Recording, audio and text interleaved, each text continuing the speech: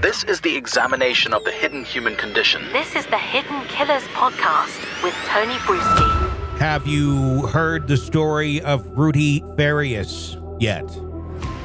This is getting a lot of national attention. Rudy, alive, but allegedly has suffered years of mental and physical abuse, putting him in a state that's very childlike for being truly a 25-year-old. And the details of this story are utterly chilling. And there is death surrounding this case as well. We're going to get to that when we talk about the timeline and others involved in the life of Rudy and his mother. It is, I think, one of the darkest stories that we've heard in quite some time. And you know me, that is saying something. It has reminiscent echoes of the case that we saw in Missouri, in Springfield, Missouri, several years back, in which things did not end too well for the mother, Dee Dee Blanchard, who was diagnosed post-mortem with Munchausen by proxy syndrome. After many years of abuse, her daughter, Gypsy Rose, took a stand with her boyfriend and ended up murdering Dee Dee, her mother. Gypsy sentenced to some time in prison for that. But this did not end in murder. This is likely going to end in an arrest. As of this posting, an arrest has not yet been made. So let's go into the details of this story. But to get the full grasp of what we're talking about, we have to go back to 2015 when Janie Santana, Rudy's mother, claimed that he had disappeared. Yes, he has apparently been missing for 8 years on paper.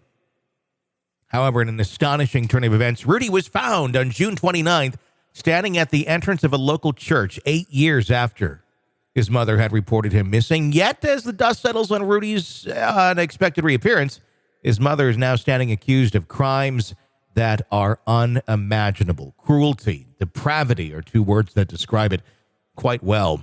The allegations are nothing short of horrifying. Santana is accused of holding Rudy captive, of sexually abusing him for years on end, and forcing him to adopt the role of her partner. Yes, the mother requiring her son, allegedly, to play the role of her partner and controlling him with hallucinogenic drugs. These allegations, which present a picture of a deeply disturbed family dynamic, have shattered the quiet facade of Santana's life and the life of the community grappling with these allegations. Santana, who was reportedly seen fleeing her home in the early hours of the morning after the allegations surfaced. That's today. We're talking the 6th of July of 2023, is a well-known figure in the world of true crime online, apparently. Her posts on various true crime chat boards and on Facebook often engage her audience with tales of her missing son, adding another layer of intrigue to this perplexing story. So she's been milking that. There's something there where she enjoys the notoriety. She enjoys the pity that I'm sure she gets and the empathy that she receives from others for a son that's not missing. Upon her son's recovery, she announced his discovery on these very same platforms, claiming he was in an extremely poor physical state and was rendered speechless, presumably by the traumas he had suffered. In a dramatic development, though, Santana and her son, accompanied by a mediator, met with detectives at a Houston hotel. The mediator, a well-known local community activist and leader of the New Black Panthers, Quanell X, told reporters that Farias claimed he had been sexually abused and hidden by his mother for the last 8 years. The allegations were shocking enough and included explicit details of Santana forcing Rudy to share a bed with her while she was naked and making him adopt the role of surrogate spouse.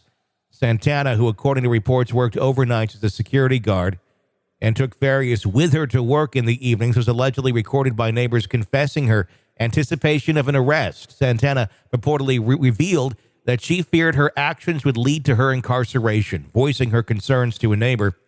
When he first went missing, he didn't report it to the police. And they're trying to say that he might have done some crimes, which he didn't. And now they want to arrest me because they said I was hiding him.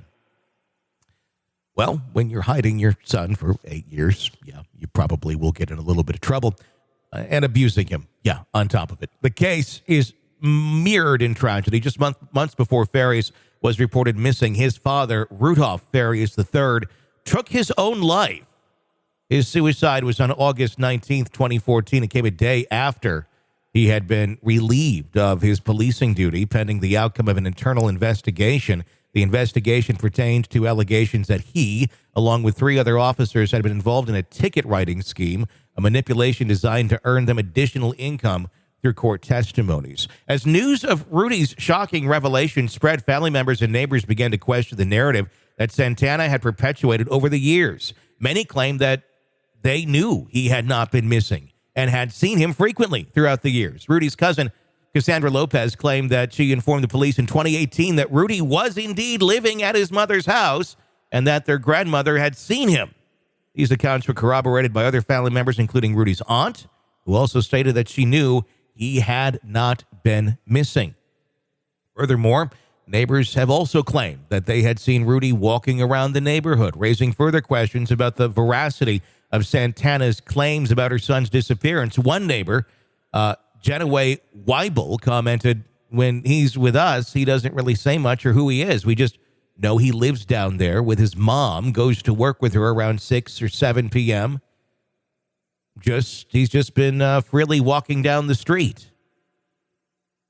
These claims stand in stark contrast to the picture Santana painted of her son's physical and mental state. She alleges that Rudy was in extremely poor physical condition and had been unable to speak when found. As these conflicting narratives collide, the full scope of the disturbing case continues to unfold. And add another bizarre twist to this. Another neighbor, Keisha Ross, claimed that Farias had expressed discomfort about spending time at home because his mother got on his nerves.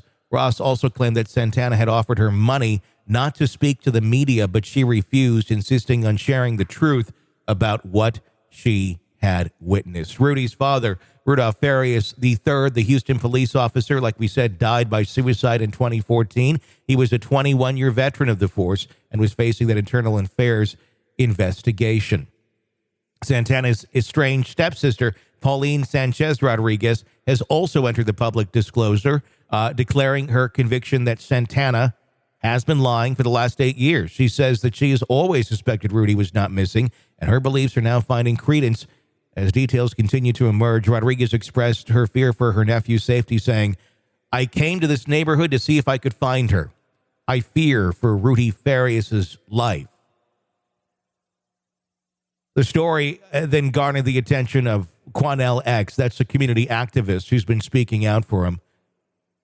He was called in to mediate during Santana and Rudy's meeting, as we just talked about. Quanell's involvement has provided an impartial perspective on this case, and his insights have added yet another layer of intrigue to this already complex narrative. He shared details from his conversations with Rudy, painting a picture of a young man who felt trapped in a deeply distressing situation, who was, quote, tired of living like a slave, and who allegedly confessed to being sexually exploited by his own mother. There's a lot to come on this story. Press conferences, likely arrests, and much more. We're going to continue to cover it for you right here. Press subscribe so you don't miss any of that. In the feed, we're going to have the full comments from Quanell X for you, and we're also going to go through a timeline of events in the story of Rudy in an upcoming post here on the podcast feed. So press subscribe so you don't miss any of that coverage as we continue to watch in great detail this extremely shocking story. Story of Rudy Farias. I'm Tony Brueski. Stay with us. You're locked into the Hidden Killers podcast. Want more? Start binging on all of our true crime podcasts right now through Apple Podcasts and get an ad-free experience when you sign up to be a True Crime Today Premium Plus member exclusively on Apple Podcasts. More of the Hidden Killers podcast dropping soon. Press subscribe now.